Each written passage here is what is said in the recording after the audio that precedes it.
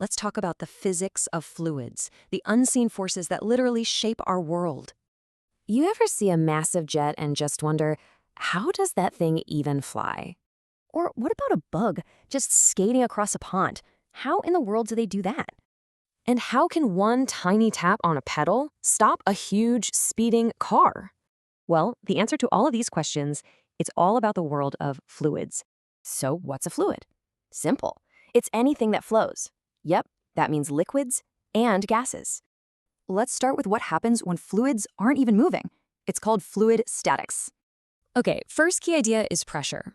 It's just force that's concentrated over a certain area.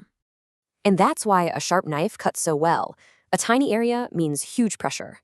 Next up, we've got buoyancy, the classic eureka in the bathtub moment from Archimedes. This is exactly how massive steel ships stay afloat. The water literally pushes back up.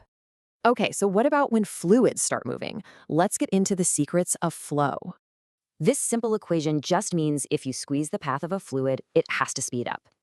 You know this one. It's the garden hose effect. You've probably done it 1,000 times.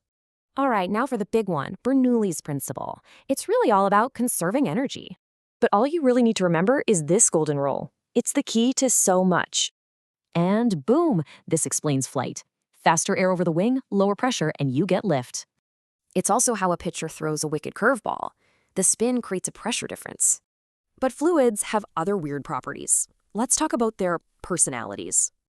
First, there's viscosity, which is just a fancy word for how thick or sticky a fluid is. Yeah, just look at the huge difference between water and honey. That's stickiness in action. And finally, surface tension. It's like liquids have this stretchy, elastic skin on top.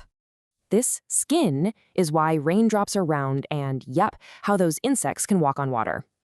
So, to wrap it up, from pressure to stickiness, these simple rules govern the unseen world of fluids.